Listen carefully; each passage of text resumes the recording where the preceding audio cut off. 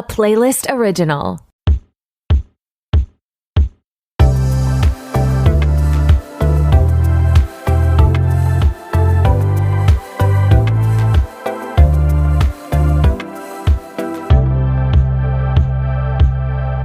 Hey, what's up? It's your host, Torry, and who is ready to be petty? Welcome back to another episode of RTBP. So glad you're here. Today, Vanessa from the Best Week Ever podcast joins me, and I'm so excited for you to hear our convo. A few things before we get started.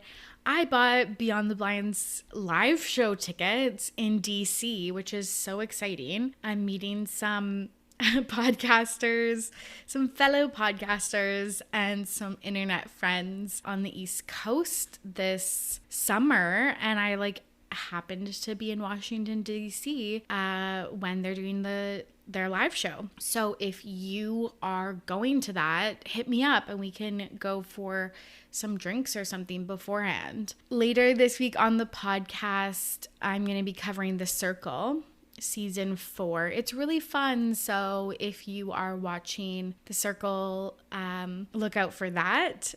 Obviously, the special guest is Nick. And then I was on Maddie's podcast, Parked Car Convos. If you're listening to this on Sunday night, God bless your soul. I think her episode is going to come out on Monday. So when you're probably listening to this, it's already out. I'll put the link in the show notes. And then one last thing, I am going to be doing an Instagram live review of the book, The Reluctant Bride by Monica Murphy with Kelly from Boobies and Newbies podcast, who was my guest last week. If you enjoyed our chit chat, if you like reading romance novels, contemporary romance novels, etc., come join us. It's going to be so much fun. And I have done one Instagram live before in my life. It was like March 2020, peak pandemic, and me and my friend Kenzie just went on and we talked about I think the Kanye Taylor phone call drama, which seems like a freaking lifetime ago. But maybe we'll do more of those in the future. We'll see how this one goes. But anyways, that's May 25th at 5 p.m. Pacific. It's going to be super fun. So read the book and come hang out with us. Okay. Last thing I want to say is if you're enjoying the podcast, follow along with me on socials at RTBP Podcast. Subscribe to the podcast on whatever platform you're listening to this episode on, and leave me a review on, Apple or Spotify. It helps the podcast find new listeners. It makes me feel good about myself. And it keeps this train, chugging along. Okay, that's it from me. Here is my convo with Vanessa. I'm back with a very special guest. Vanessa from the Best Week Ever podcast is here. Vanessa, how are you? Good. How are you? Thank you so much for having me. I'm super excited. Me too. I'm so excited. I feel like we cover, there's some realms that we really overlap, but I feel like there's also pockets of pop culture that we both delve into that are different from each other. So I'm excited to chat with you today. Yeah, I feel like we're definitely in the same eye to eye when it comes to my worst week and your petty of the yes, absolutely. I love the concept of your podcast. Do you want to tell the listeners a little bit about it and how you came up with it? Yeah, so I'm Vanessa and I love pop culture. I love talking about pop culture, and I have a podcast called Best Week Ever. It's a homage to the 2000 show in VH1. It was the best years of VH1 where they had Rock of Love and Flavor Flav. They had I Love the 90s, 80s, and 70s. It was literally my Bible for me as a kid. I took all that pop culture, I was a sponge to it. And the show is basically where we break down who in pop culture had the best and worst week ever. It's so much fun just because there's so much to discuss. Yeah, it's crazy how I have to narrow it down, and I miss some things and I'm like, oh, I missed that, but it was on my list. But yeah, to shorten it is kind of hard sometimes. I know. I feel like when I was on your podcast, I was like, anyways, this is an honorable mention of Best Week Ever. And yeah, just because the news cycle goes so quickly and there's so many highs and lows for all of the celebs we follow. Yeah, there would be something really cool happening on Monday, and by Thursday, like nobody's talking about it.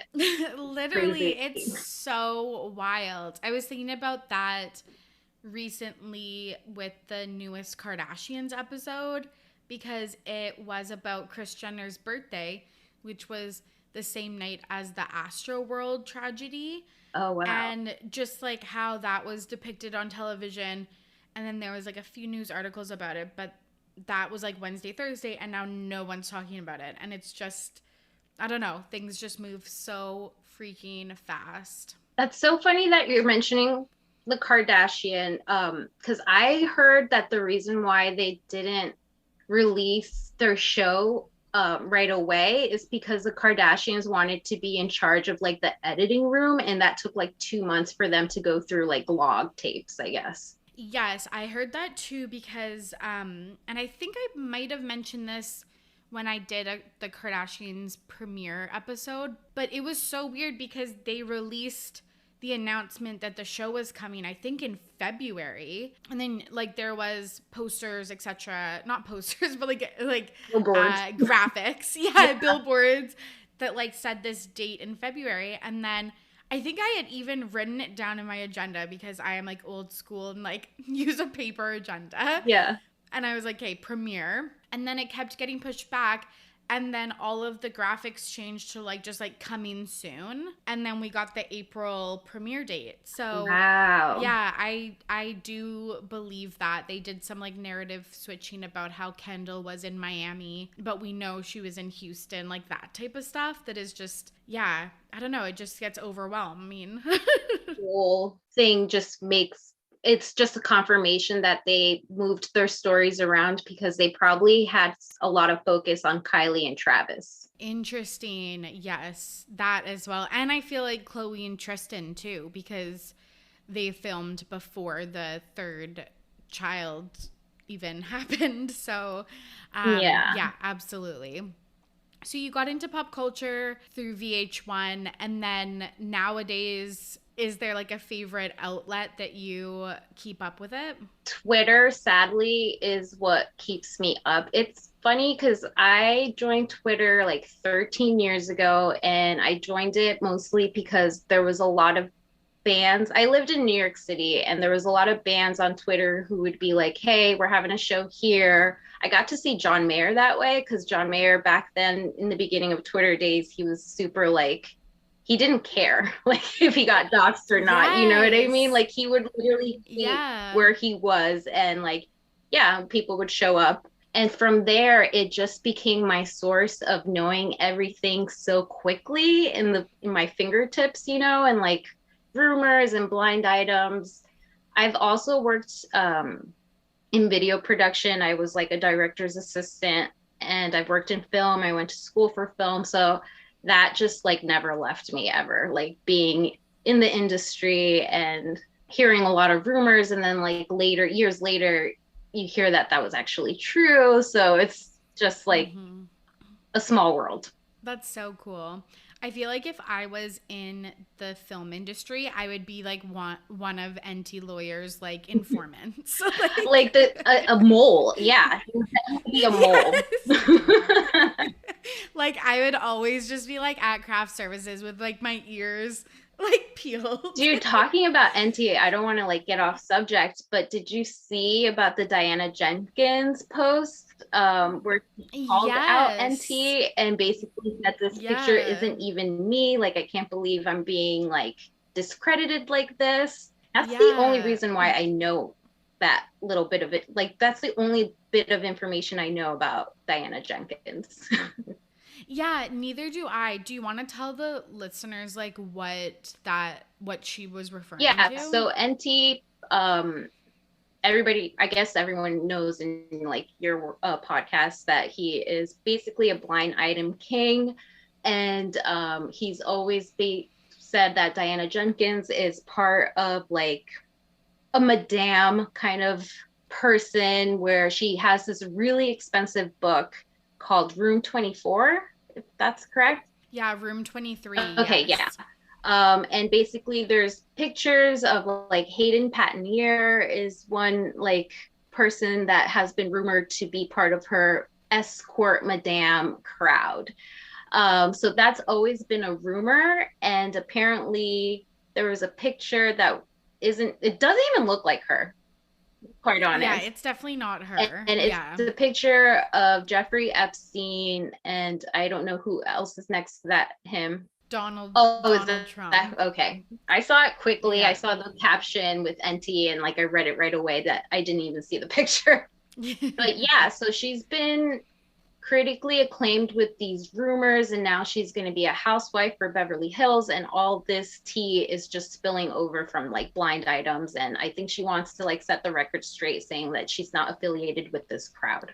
Yeah, it's really interesting. So I guess the book, which I didn't know, I thought it was just like a coffee table book of like pictures, I think in like the Beverly Hills Hotel or like Chateau Marmont or something, like a famous bougie hotel in LA. But apparently it was like a book, that depicted women that provided escort services, and then like George Clooney and stuff was in it too, like I guess to show what type of clientele is there or whatever. So it's so interesting. And then she's gonna be on Beverly Hills, and so I guess she wanted to get ahead of the press. Yeah, she definitely did, because people have already been talking the minute that she was announced to be a housewife. Yes. And then she like literally added Enty Lawyer, which again, like usually in the blind item world, I don't think it usually gets directly called out by celebrities. So it was really interesting, but I think that they're really having a mainstream moment. Like Kim Kardashian mentioned Dumois in her Not Skinny But Not Fat interview. Dumois is mentioned on Summer House all the time. And then this Diana Jenkins thing, I feel like blind items are just like the moment right now. It's funny too, because I guess you and we know blind items, but there's a lot of people, when I bring it up, they're like, blind items? Like, what does that mean? And like, I just open a whole new world. You know, I broke the fourth wall for them. Yes, I was on the phone with my mom and my sister yesterday, and blind items came up, and my little sister was like, what is that? And then my mom was like, well, because of Torry's podcast, I can tell you it's like this and this. And I was like, oh, yay, like someone's learning. I'm like, oh, I can't believe that's the thing I taught you, like of all things. Well, that's weird, because people need to know, like, my fiance's, like my soon-to-be mother-in-law, didn't know that Kris Jenner like has basically a fast line to TMZ to just like give them fake news to distract them, you know what I mean? Yeah. With the whole going back to Astroworld with the injections. Do you remember that there was a rumor or someone came out saying like, oh, someone was injecting stuff on people's like necks or bodies, and then it came out to say allegedly, because I don't want to get in trouble, that Kris Jenner fed that to TMZ to distract the whole Astroworld fiasco. Like, it definitely opens up like a dark side of Hollywood that I like wish I didn't know, but it also does make you just more like media literate when you know what people have the potential of doing. The media is crazy. Commercials make me feel weird. I don't have cable, haven't had cable in over a decade, and the only time I do see commercials is like sports, when I have to go to a friend's house and like they have cable. It just makes me like, watching a commercial now, I'm like, I don't know why it makes me, I don't know if it's because I know the dark side to it of like trying to manipulate people, but yeah, like the more and more I get older, the more I question things when it's fed to us, you know what I mean?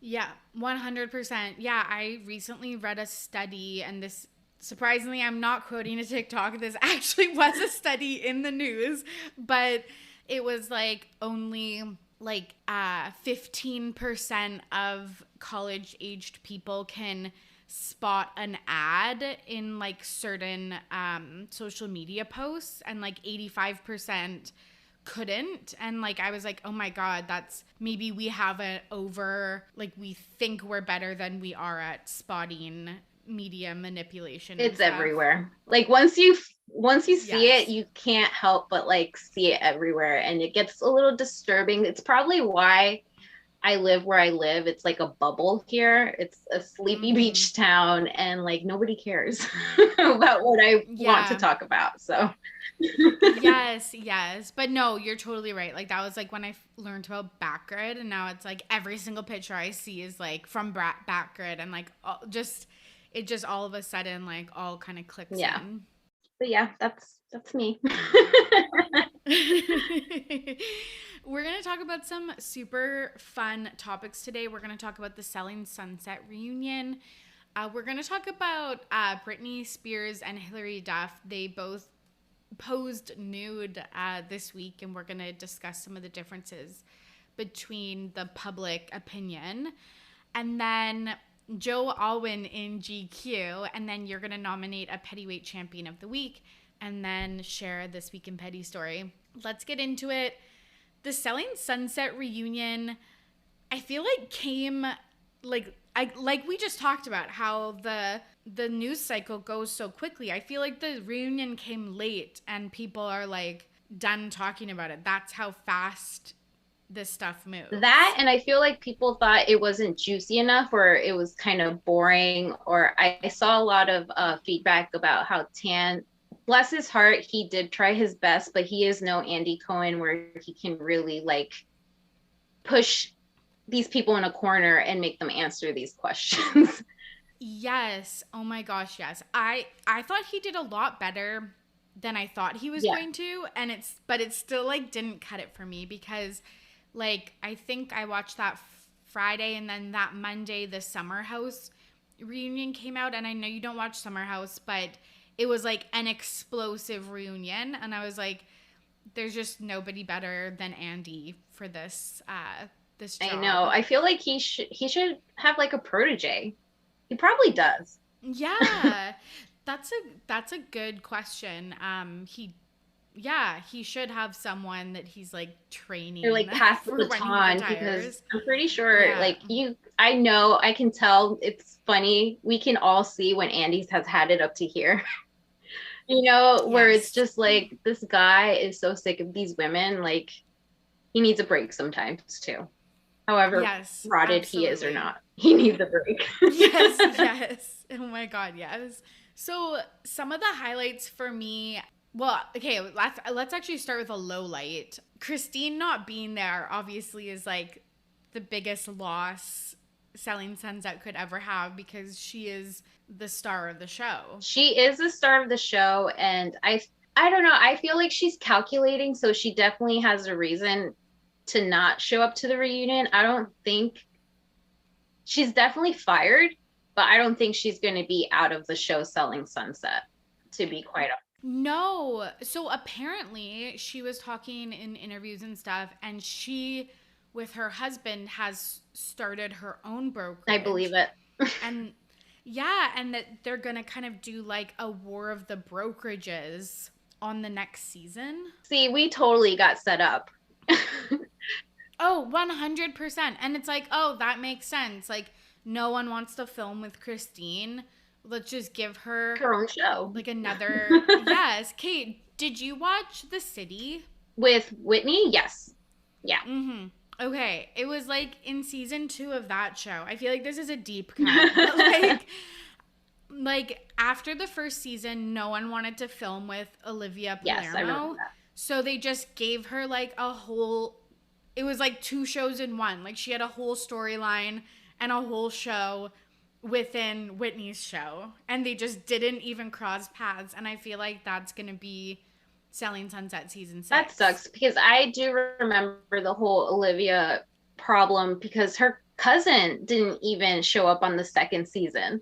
And it was like everyone loved him in the first one, and like they never showed where she lived. In the first season, they showed her apartment and everything. Like she definitely laid some rules down after season 1, because she, like Christine, probably got a lot of heat, didn't like it, and probably doubled down on how she wanted to be filmed or edited on the show. Yeah, and back then, I feel like she would probably be like, oh my gosh, this is social suicide for my career aspects. But now Christine, like many villains before her, there's like a blueprint. So she knows she can double down on being a villain and still succeed in this like world of fame. Whereas like I don't think Olivia knew that. So yeah, it's really interesting what's gonna happen next. But I'm still in it for the whole. I know it's so lame, but like I love the Emma and Christine, like because there's history there and it's never going away. I can tell with Christine, it looks like she holds in a lot. You know what I mean? And like she holds in a grudge. That's what I mean. So it'll be interesting to see more of her story between the women, especially now that she's going to be fighting against them. Like they're going to be competitive. yeah, 100%. I also enjoy Emma like as a TV character, but I honestly think she doesn't get enough flack for like being a mean girl. So I saw that you wrote that down that Emma is a villain, and I tried. Yes. I don't know if I'm not seeing her correctly, but I was like, I don't.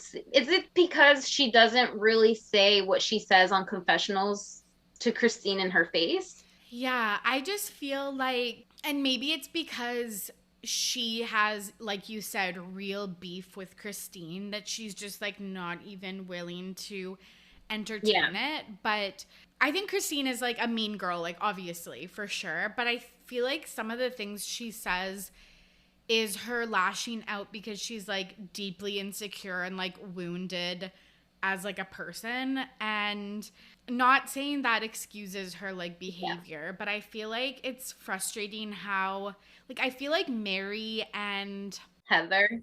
They totally Heather get it. see Yeah. that. Yes, and like are willing to like sometimes kind of work with her a little bit more in their relationship, but I feel like Emma and Chriselle, and maybe again because Chriselle had no relationship with her beforehand and Emma has this interesting tangled relationship with her, that they're just like not willing to do anything, and that they end up kind of being mean like when they're gossiping about her. It's also like kind of out of malice and like seems really like mean spirited, but they don't get the same flack that Christine Oh does. yeah. I think it's because Christine's a little harsher than the other girls, and the other girls come off a little softer than Christine. Yeah, but I'm like with Chriselle and stuff, I'm like, is that softness even real? Like it seems fake to Yeah. me. So I'm like, I almost like prefer like Christine, you know what you're gonna get, where I feel like Emma and Chriselle are the type of mean girls where it's like really like behind the scenes and stuff. Fortunately, knowing how LA is, I feel like that is an LA thing where Yeah. everyone is literally nice to everyone in front of their face, but like they'll like talk crap about them behind their back, but they're still friends with them. Definitely a California thing for sure too. Because like East Coast me is always like, no, I'm gonna tell them how I feel, and like I don't need to talk to that person ever again. And over here, it's like, no, we're around these people, so we have to like be cordial and blah blah blah. And just that attitude alone with the girls, I'm like, oh, they're so LA. Like even Mary, where she's like, like it's okay. Totally. Yeah, 100%. You know where you stand with Christine, and with the other girls, I feel like you would always be guessing where you like stand with Yeah. them. The other big like storyline was Jason and Chriselle, and Jason was getting like super super emotional. What did you think of all That was that? weird, especially Brett getting emotional. I was like, why is Brett getting emotional? Like he was always fighting with them, I feel like throughout the season for attention at least. I don't know. It was just weird. That's all I can say about it. I can't genuinely because they're so icy, the twins.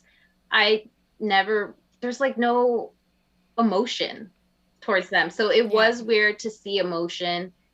I mean, like everyone's different, so maybe the whole Chriselle and Jason thing was real? Yeah, it was surprising to see so much emotion from them because you're right. They like act like, playboys in the show, which is so funny. I read more about their background, and like they have a really interesting like upbringing. Like it sounds like they went to like kind of one of those like juvenile like delinquent Ooh. camps. And was doing like manual labor instead of like school and stuff. Wow. It seems really They should join weird. Paris Hilton's like gang. Yes. It reminded me of Paris Hilton's experiences. Yeah. Exactly. So it was just interesting that to learn more about their background and kind of see how they turned out that way. Well, finding out from Mary that they used to be lawyers before they became realtors, I was like, I want to hear more about that, because I know those shows about the women, but it's the Oppenheimer group, like it's their name on it, and I want to know more about them too. I feel like Adam Davila was probably stirring something up with that story right there. It'll probably come out in season 8 if we're still watching Selling Sunset, you know? Yes. I agree though, because I didn't know this also, but the Oppenheim group has been a brokerage since like the fucking like 1800s or something. Like it's been like 100 years in the family or whatever. Wow. I'm like that kind of stuff is like really interesting. So they come off robotish to me sometimes. Yes. Oh my God. Yes. I still believe that their relationship was like 100% fake. I was like, it just like for me, I'm just like, if a relationship literally starts and ends conveniently in the course of a television season, I just cannot get on board. That's very true. Yeah, the whole story of like, what really bothers me is that they broke up because she wanted kids, right? Mm-hmm. And I feel like, I don't want to sound mean, I feel like she's just having fun with G-Flip right now. I don't know their story. They're probably super in love, and they do probably talk about having kids, but like that's a fast rebound for me. Yes, it was a little bit whiplashy. And then for me, what put it into context is I was like, okay, this did happen. Their relationship ended like over 6 months ago. And then you're right. Like, does G-Flip seem like the person that wants to like settle down and start a family right now? No, they seem like they're like living their best rock star life. Such a rock star. I love it. Right? I know. I was like, okay, good for Chrishell. But I was thinking, I was like, I feel like women in particular put so much pressure. Like, again, you don't watch Summer House. Sorry for all these. No, I feel like I know a lot just because I see it on my feed all the time, and I'm like, I gotta get into the show. And I know you've said it before, where you're like, you got to start in season 3 because 1 and 2 are not that great. Yes. So I it's on my to-do list. So I'm gonna watch it. Okay, good. But there's a character on that TV show who is like in her late 30s, maybe even 40 now at this point, and has talked about wanting kids and talked about, you know, the timeline, like, oh, I would have to get into a relationship. We'd have to, you know, date for 2 years. Then we'd have to get married, and then we have to get kids.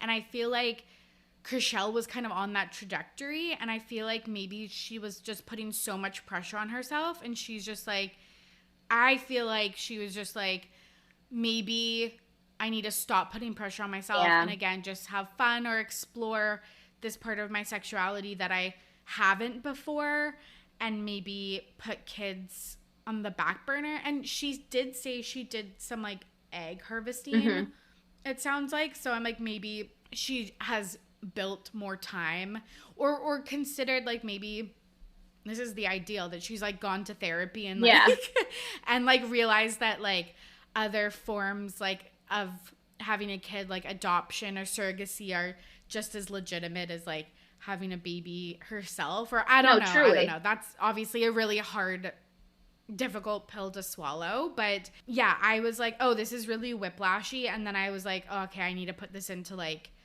context. I feel like we kind of know Chrishell because the first season she really did show us her vulnerability with the divorce. I completely agree with you, where she's probably like, you know, I'm putting so much pressure, I don't want to be too serious, you know, like I need to loosen up. And yeah, I can totally, and G-Flip just happened to be there when she was in that moment, you know. And yeah, and I wonder if that, like, again, maybe if the relationship between her and Jason was real, maybe she was like, yeah, part of the reason why we broke up is I was so like one track mind about having a kid, and it just put too much pressure on the relationship. So in my next one, I want it to come up like more naturally, but like I completely get, you know, just because of the way that we're socialized and stuff like that, that you just have so much pressure to have a kid if that by a certain age, if that's what you do. Now I feel like I'm getting set up, because now knowing the whole Christine thing, I feel like, is the whole Chrishell Jason thing a setup for a later season to come, you know, for another plot twist? I wouldn't be surprised. I don't know, to be quite honest. I think when I watched this season, and I don't think I've said this because I think it's taken me a while to realize this, I think when I realized that no one was willing to film with Christine this season, that they were like, and they probably were realized that when they were doing like contract negotiations, I feel like they were like, hey, we need a secondary storyline, because literally what is this show nowadays without the Christine drama? So they're like, okay, we can set Jason and Chrishell up, like that would be, and they can just date for, you know, 3 months while they film, and then they can break up at the end of the season. So I feel like they did bring real emotion to some of their scenes, like especially at the end. But then I was thinking, I was like, I don't think it would be hard to conjure those emotions when Jason also probably feels like emotional about other relationships that have ended that way, or like if he's dated women that have wanted a family in the past and he doesn't. And same with Chrishell and wanting a family. So I'm like, I'm sure that there's some authenticity in their words, but I don't think it's because they were in a real relationship. Yeah, I don't think the kid was a deal breaker, to be quite honest. Yeah, totally. What did you think of Maya's reaction to Chrishell and G? Okay, so Maya's my favorite, and I loved it because it was a Total's mom reaction. You know, just like trying to calculate all this information in her head, because she was literally lost. She was like, I didn't know about this. Like, that's a really bad Maya impersonation. I just love her so much, because she is the only true non-reality star character in that cast. You know, she's the only one that can go up against Christine. I don't know why, where like she can literally give Christine back what Christine gives out, you know. But I feel like it was pretty much the rest of America's reaction, because I found out in the reunion, I did see photos like of her hanging out with G Flip in March or something. And I'm such a creep. I went on G Flip's Instagram, and Chrishell's house is so distinct. Like, I already know. There was pictures from like February in Chrishell's house.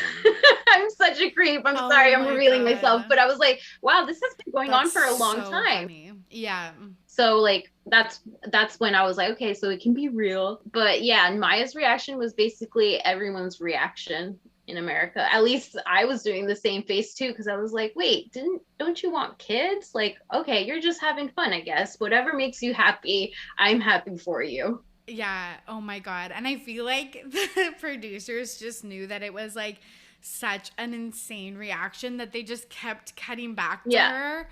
And yeah, I felt really bad for her, because obviously you want to put your like best foot forward, and you're right, like just the wheels were turning in her head so quickly, just like trying to figure out what's going on. And I did feel bad that I was like, oh, you're like really out of the loop. Like, this is supposed to be your friend and you like don't know who they're dating. So did you feel a little cringy though when Maya and Chelsea were going at it about how to dress as a realtor? Yes, because I was like, no, I was like of two minds. I was like, no one wears what they wear. Like, they're wearing club attire to the office and to the showings because it's a TV show. So I have like filed it away. Oh, this is a TV show. So they're wearing clothes that they wouldn't normally wear. And Maya just like didn't get that memo. And then there's another part of me that it's like what Chelsea was saying, where she was like, they are buying into the LA package, and this is part of that like dream and vision that the buyers have. And I was like, yeah, that's probably also true. And also, like, dress codes are so archaic and usually affect women more than men or whatever. And like it's classist and whatever, all of that shit. But I also get what Maya's saying too. She mentions that she's like, we're the only really like brokerage that does that. Exactly. Yes. She's like the number one woman who actually sells doesn't dress like you kind of thing. Yes, exactly. So I was like, that also makes sense. Did you watch Selling Tampa? Yes, I did. I saw it, but like literally it came and went. It didn't really get the traction that I thought it was going to get. Same. And because it was around Christmas time, I literally it's literally gone from my mind. But if I do remember correctly, they wore nice outfits, but they weren't like what they were wearing in LA. No, but they were wearing like club attire sometimes. Yes. It's so funny. But yeah, I don't know whose side I'm on. I feel like I'm kind of like neutral because it's like I get where they're both coming from. It was like a boomer versus a millennial, of like how people should be dressed nowadays when they go for like an interview. I remember my mom telling me like after an interview, you have to keep calling them. You have to keep calling them. And it's like, no, that's done. Like, so I did see Maya's point, and then I also saw Chelsea's point where it's like, well, it's a whole new generation. Like, Yes. Yeah, she is just the boomer of the group. Like, again, even her reaction to Chrishell dating G-Flip. It was. Like, I'm like, girl, like, get your jaw off the ground. Like, yes. Please. Oh my God, so funny.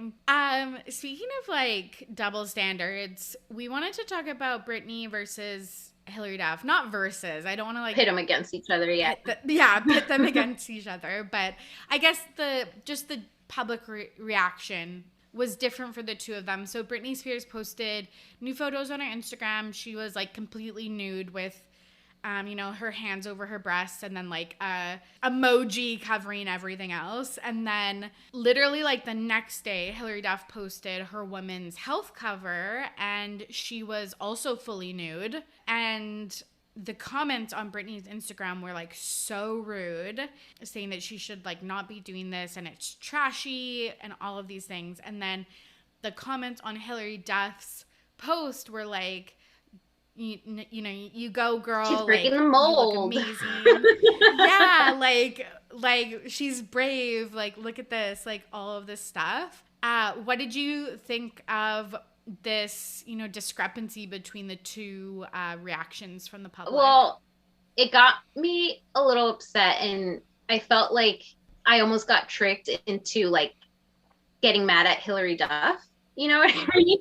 When really I should be mad at the magazine Women's Health for pivoting Hilary Duff this way, and also TMZ, because they were the same production that basically called out Britney Spears, and then literally an hour later they talked about Hilary Duff like in her amazing photo shoot. I feel bad for Britney Spears because I feel like she's discovering the world again, like, because we don't know what she went through, but it's been a very traumatic thing for her. And honestly, when I see her Instagram post, it reminds me of like my mom, who's like super into Instagram, and she posts everything, like, and anything. Yes. And that's the vibe I get from Britney. And honestly, if she had a photographer or better lighting, or like, like a whole photo shoot studio, people wouldn't be talking trash about Britney the way they are right now. Yeah, 100%. So when you mentioned the way that Women's Health kind of framed the Hilary Duff combo, is that like because they were talking about like how radical it was for her to like her body when her body is like literally the beauty standard. Yeah. I mean, it's no offense to Hilary, because like we all have our issues with, you know, our bodies of our like being in our own skin. So like I completely get that. That's why I was like, they're tricking me into wanting to hate Hilary Duff when really I should be mad at GQ, like GQ, Women's Health, for her like asking these questions and then like trying to show us that like this is the new body standard, or like we should all be body positive. And it's like, but you're literally saying that and then talking about Britney Instagram posts of when she's trying to show body positivity as well. Yeah, 100%. And again, it's just this policing of Britney's body that has happened for over 20 years. Have we not learned anything? Yeah, like it's so wild to me that the Free Britney movement got so much coverage, and how she was treated by like Diane Sawyer and David Letterman and the public and the fucking church and like literally just everyone who just wanted to police her being like a sexual being and like all of this shit. So it's like, didn't we learn anything from any of that? Like it's just happening again. And FYI, Hilary Duff is 34. I did not like how they kind of aged her in the article too. I know she's been in like the media for like over 20 years. She's a child actress. You know what I mean? It's like, it gets me, things like that gets me upset, because like the whole Olivia Rodrigo, just setting an example where there was an article about like what skin routine Olivia Rodrigo has. And it's like, yeah, she's 18. Like, I'm not going to follow her skincare routine.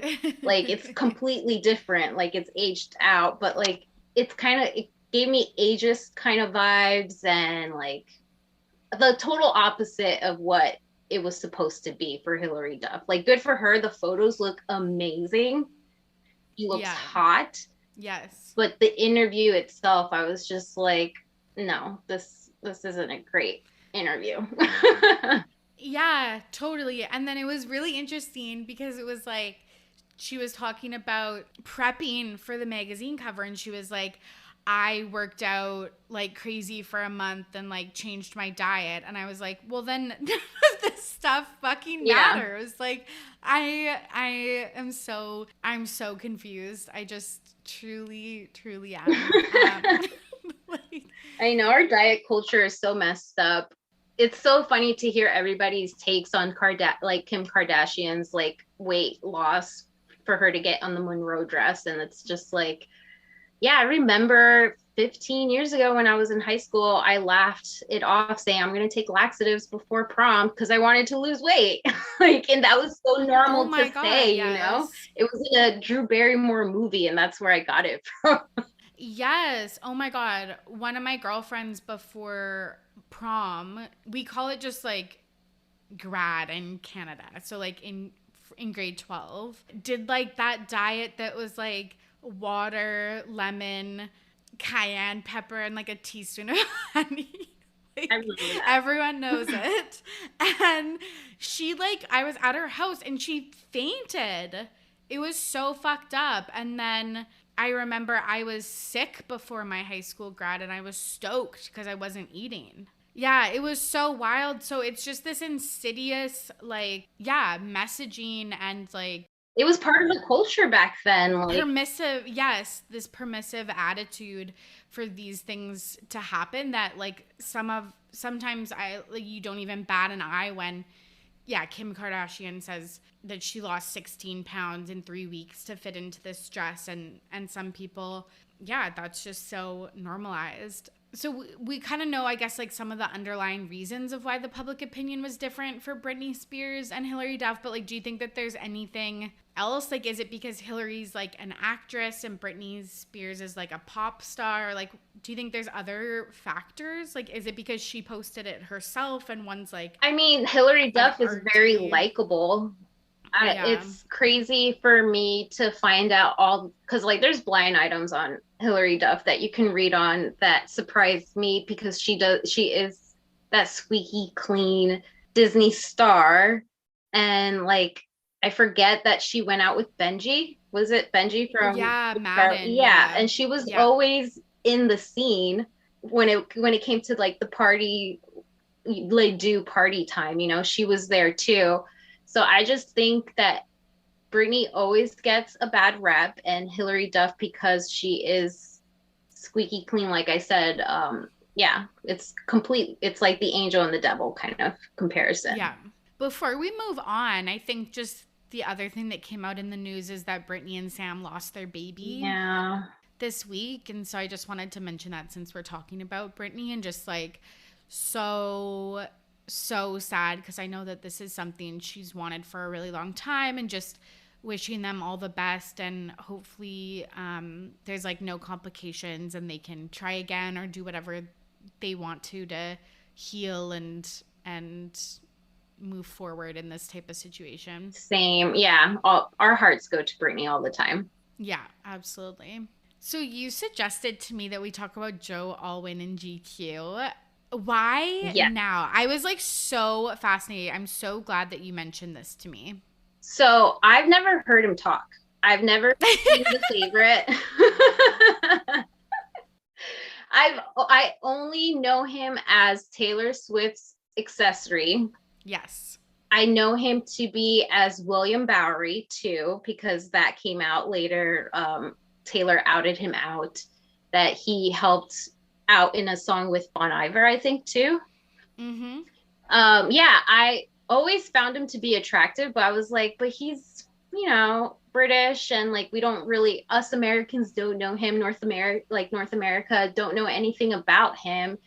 And reading the article surprised me. The fact that he was in a cover band that sang Marilyn Manson and Korn covers. I want to hear that. Yes. Second was, of course, like I told you, the GQ interview where he goes through, I think it's 15 or 10 items. Yes. And he goes through them one by one and basically talks about why he loves these important items. And that's where he really grabbed my attention, because I was like, wow, he's so serious when he talks. Like, he looks like a very interesting person. And now I totally get why Taylor Swift has been hiding him, because he is so charismatic. And yeah, there's a reason why Taylor has been keeping her man in a hole. Yes. Yes. Okay, so I'm so glad that you got me to read this, because there was no way in hell, and watch the video, because there's no way in hell I would have done that if you didn't mention it. But I totally agree. I don't think I was like as blown away per se, but I completely agree. So the YouTube video came with the article for GQ, and yeah, it shows like his 10 like can't live without items, and he was so cute and thoughtful, and like you could tell he's like, I don't know, like cultured. Like he just seemed kind of like worldly. I don't know, but he like collects lighters. And here's a little what do they call I'm not a T Swift fan. I feel like in a decade I will, because my daughter already sings "Look What You Made Me Do." You know what I mean? Cute. So Yes. I'm probably gonna be a Swiftie in a decade. But he talks about a watch. Yes. Zoom in on the watch. The watch is timed to 4:13, and Taylor Swift's album came out on April 13th. This couple is messing with us, okay? Like, they know what they're doing, and I'm totally in for it. I'm in. Yeah, he totally plays into her games, I think, too. There was a quote from the article that said that they chose to keep their relationship private and hoped that the intrigue would wear off. And I was like, isn't that like usually the opposite? Is when you're mysterious, we want to know more. Yeah. So I was like, oh, I feel like that's classic Taylor Swift. She knows what she's doing. Yes. She knows that like she can use her relationship to advance her like career, because that's what she's known for. So the title of the article is Joe Alwyn is about to be very famous and there's nothing he can do about it. And then the tagline is, with lead roles in the Sally Rooney adaptation, Conversations with Friends, and Claire Denis's new film, there may be nothing the notoriously low-key actor and Grammy-winning songwriter can do about becoming deeply, irrevocably famous, which I think is just so interesting because everyone has always said he's with Taylor for the fame and the parts, and then people were like, well, that can't be happening because he's not getting parts and he's not famous. But now it's all coming together. Yeah. Was he with Taylor Swift when he did the movie The Favorite with Olivia Colman and Emma Stone? Because that movie came out, in 2016 or 17? I'm not. So they've been together for 5 years. Wow. I'm so out of... Guys, I'm not a T Swift fan, so I did not know that. I literally thought it started during the pandemic, but 5 years, no. This is Taylor Swift's longest relationship, guys. Yeah. No, they're like serious. That's why people think that they're like engaged or married or whatever, because they've been together for a really long time.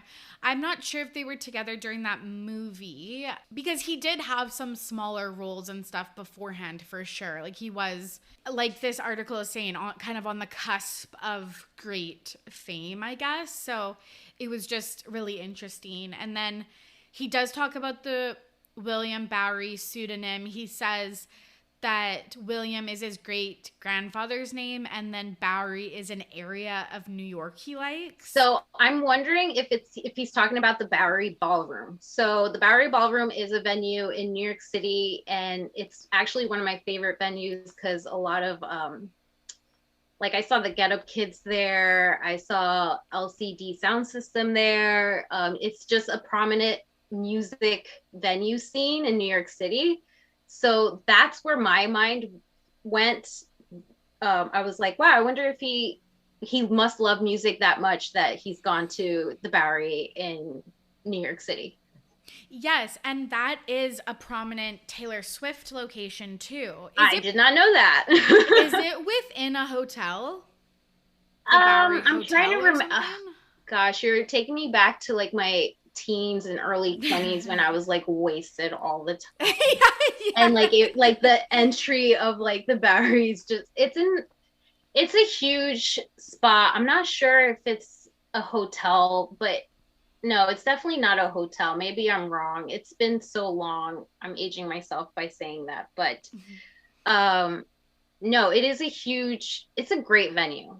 It makes sense. And I didn't know that she even played there, or maybe she has seen shows there for sure when she lived in New York.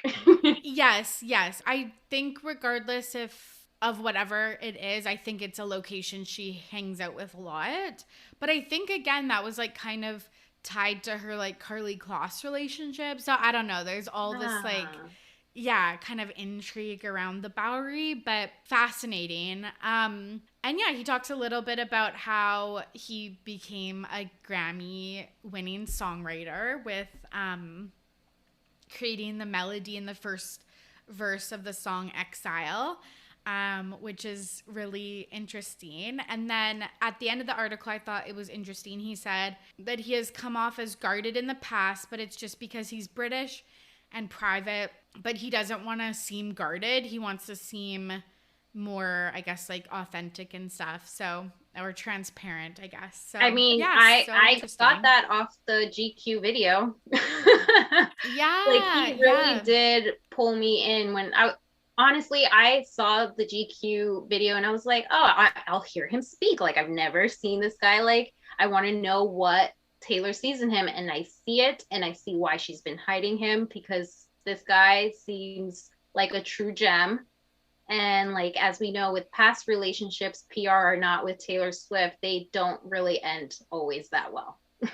Yeah, I will say I was rooting for him more than I thought I would ever, because you're right, like he was really well spoken. His items were like interesting. Like it seems like he has some cool interests. And yeah, it seems like he does live a really low-key life in, I think they said like North London or something like that. So yeah, I'm excited to see kind of where his career takes him next. Well, where him and Taylor's career, because Yes. it looks like to me they really come off as like a power couple. We're gonna see 100%. we're gonna see more Grammy Awards nominated for Joe. We're gonna see probably a collaboration of making a film, like a rom-com. I would love that. Like I just oh my God, really see them as like, you know, the next Hollywood couple star. And as much as they don't want to be the next Hollywood couple star, like, I'm sorry, we've given you that position now that we've heard your man talk. Oh my God, I wish that they would do a film like when Taylor Swift, Taylor Lautner. No, I was thinking of like Valentine's Day or whatever that they were. Oh, I was thinking like an All Too Well with a mix of a Valentine's Day. Like I can see those two together for sure. Okay, I like that so much better. Yeah, you're right. Or like maybe he's in a film and she writes like a song for the film or something like that. Yeah, I would love that. Yeah. I was like low-key not rooting against him, but like I just didn't get it, but I get it now. No, we all, because I've even seen it, like, I guess it's been like 5 years ago. I've seen a lot of Swifties just holding their guard against Joe.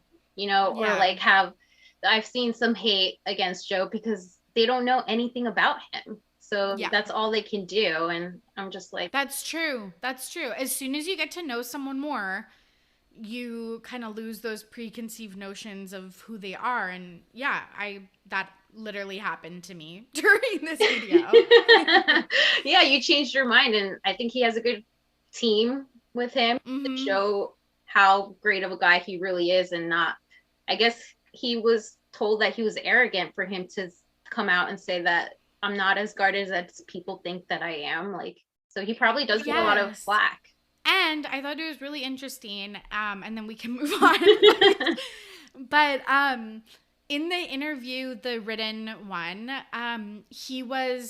they were like walking down a path or something, and he was carrying or like towing along his suitcase because he was running for a train afterwards. And I was like, that seems really like down to earth, or like, I don't know, that just seems really normal versus like, oh, like you must meet me here, like I like in my hotel room, or like let's just do it over the phone, or like whatever. It was like really, I liked that. Yeah, he doesn't come off as like, I've met a lot of actors and actresses in the film industry, and literally it's put a bad taste on my mouth on how I view actors and actresses. So seeing him talk, I was like, oh, he's not that type of actor. Totally. I've met a billion times. Yeah, like he didn't have his like assistant or like some bodyguard or driver take his bags or whatever. Like it seemed like he was like taking public transit and stuff, and I was like, oh, that's kind of cool. Yeah, and he's rolling with T-Swift money, so he's got it in the bag. Yeah, 100%. That's exactly what I was thinking. Okay, it is now time for you to nominate your Pettyweight Champion of the Week. Vanessa, who are you nominating? So I am nominating the Succession actor star. He's not really a star, but we all know him on Babe, the movie Babe, James Cromwell. That'll do, pig. He super glued his hand at a Manhattan Starbucks for a dramatic protest because he thinks people who order oat or almond milk are being punished by the cost being charged more for an alternative.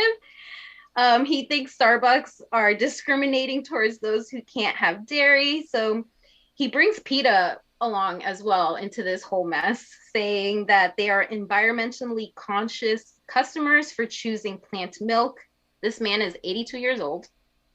He's 82? He's 82 years old. He did end up getting his hand off super glued and all by cops, of course. The store had to shut down while this whole fiasco was going down.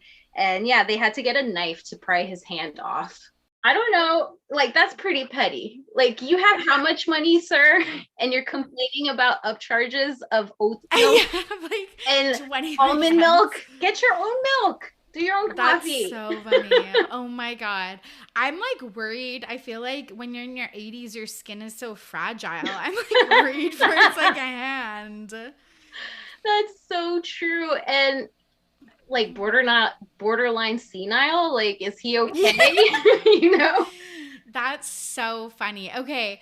So I feel like in Canada, maybe I'm wrong because I drink like dairy milk when I go. Like sometimes I'll get almond milk, but generally I just drink dairy milk. I feel like we don't have those upcharges. I feel like it's the same cost for any type of milk. Well, I don't go to Starbucks, but I do go to this one place that I get my smoothie at. And yeah, they do upcharge for almond and oat milk, but they won't for whole milk. And I'm like, okay, whatever. But it doesn't really bother me to the point where I'm gonna super glue my hand to the counter and demand Starbucks to stop charging conscious environmental customers, you know? Yeah, that's wild. Is he known to do other like protesty things? Not that I know of. That's why I was like, is he okay? Like, does he must have a lot of time in his hand for him to be really pissed off about this, you know? Yeah. I do. So, okay. So the part of me that's like, yeah, if you have like an allergy, it's good. Like, you shouldn't have to pay because you have an allergy to dairy milk. Oh yeah, I kind of agree with him, but like the way he went delivered about it. Yeah, and I feel like I would lead with the allergy and intolerance route, not the environmental PETA route. Yeah, exactly. He should have had like a good team to like, you know, announce about this, have self-awareness, you know, but the way he went about it, I was like, dude, we could have gone another route. Was the coffee cup filled with hot coffee? Well, he just like went in the store and super glued his hand like right away, and like it was 1970 protest, you know? Like, so I don't know. I just hope that he's okay and somebody's checking on him. Like, I hope his family is like there for him while he's going through whatever he's going through. I love how he's like, this is the hill I'm gonna die on. Yeah. I stop the charges, please. That's so funny. Honestly, I'm a little petty as well. I went to Starbucks yesterday and I added cold foam to the top of my latte. It was a fucking $1. Wow. Yeah. I was like, that's a quarter of the drink. So I'm with that. Yeah, no, I have to agree with him, but at the same time, I'm just like, I wish you didn't have to super glue your hand, man. Yeah, I didn't whip out my pocket super glue yesterday. Yeah. And do anything to protest. I was like, okay, great. I'll pay fucking $6 for this grande latte. Yeah, it's crazy how much. Literally, the smoothie is like $7, and because I add like stuff to it, it comes out to $11. And I'm like, oh my God, like this is my treat for like the week. Yeah, literally. Oh my God, so crazy. Yeah. Okay, what about your this week in petty? What are you petty about this week? So I guess I'm kind of petty about Stassi's wedding. Mm-hmm. I may have been the only one that did not like her wedding dress. Mind you, a little backstory, guys. I'm getting eloped in September. So like me looking up at weddings and being petty about it is like my thing now, I guess. Yes, that's what you've turned into. Love that. But yeah, I follow Christina Kelly, who was in Vanderpump Rules. I'm like so creepy. I follow her. I have her chapstick from her brand Heartspring. I love Christina Kelly. She was in the wedding, so that's how I got to see a lot of Stassi's behind the scenes wedding, because she was uploading it on her Instagram story.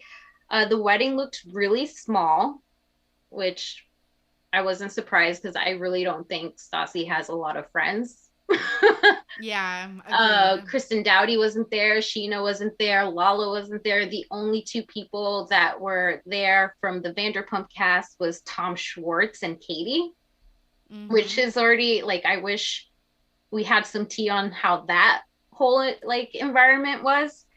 I'm petty because this is a perfect example that cancel culture doesn't exist. She's still popular. She has her Yes. second book. It came out this year.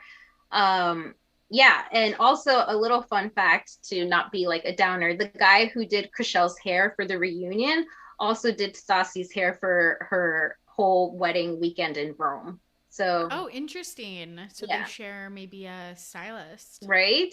But yeah, I used to love Stassi so much, but now seeing that privileged side and I'm seeing it more, and I was just like, I just can't believe she's still popular and relevant. I actually want to see how her book sales did. I should find that Yes. I out. saw the on the New York like best sellers list. She was on it, Are but you there was like serious? yes, but guess what? There was like a dagger icon, and apparently if there's a dagger icon, it means that the company Bought the books. bought the Yeah. books. That's something Meghan McCain should have done. I don't know if you heard. Only 244 copies of her book sold. Are you serious? Yeah. More people listen to this fucking podcast than that. Oh my Yeah. God. Yes, I agree. And I was really surprised just because a destination wedding in Italy seems like such a big, like, superstar move. And I was like, does she have superstar money? That's what I'm saying. Like, I know her family from New Orleans, it comes from old money. Mm. So I don't know. And like, I can't believe Bo is still with her. I mean, like, I know why, but like, still, like, just the news that's coming out about her now, she's still the same person. She came out saying that she wishes she didn't apologize for her whole race comment, Mm-hmm. which is just like, what, you were going back on what you said then? Like, it just shows that. And honestly, I have this deep gut feeling that she's going to come back. And if she doesn't come back, she will come back years later as probably a housewife or some sort of like Bravo connection or other TV network thing. I don't think that this is the last that we'll be seeing her. And I keep proving myself right by her book and like this wedding, you know? Yeah, I heard that there was a TV show possibly in the works on Bravo called Vanderpump Valley. And it was Yeah. gonna, yeah, follow the stars that had kids. And I think that it was kiboshed, but I don't know why. But I was like, they should definitely try to do that because that's the only way that they're gonna like continue to make money. But you're right. I guess they really haven't fallen out of favor too much. So No, it's crazy for me to see even like Black Indigenous people of color like rooting her on. And I'm like, do you not know yeah. that she like talks shit about us? I'm Latina, my mom's Colombian, my dad's Ecuadorian. So yeah, I used to be a Stassi fan and like I'm totally like disgusted. Yeah, well, if you're not into if you just watch the show verbatim and you don't dive into all of these background stuff, sometimes you don't know Yeah. how awful these people are. Hmm. And then you end up rooting for them, and then you're like, oh, like, I shouldn't have done that at all. Yeah. I Pretty I petty. did like her wedding dress. I thought it was really, princess fairy tale-y, but I thought that she should have worn her hair. I think her hair was down, and I was like, I feel like you should have pulled it back because it was like off the shoulder. And I was Yeah. like, I feel like when it's off the shoulder, you want to like display your shoulders Yeah. and No, like your so collarbone. she had a rehearsal dinner dress and a wedding dress, and the rehearsal wedding dress was way gorgeous. I think that's the one you saw. She had her hair down. Yeah. And the second, the day of the wedding is the one that I don't like because it's like poofy and I don't know. It's not my type of dress. I didn't think it was pretty, but yeah, she does have her hair tied back, and then yeah, she should have gone with the rehearsal dress dinner. Yeah, yeah. It's so weird how sometimes that happens. Like, well, a lot of people said that about Meghan Markle. And then people were saying that about Kylie Jenner at the Met, that her Yeah. after party look was a lot better than the red carpet look.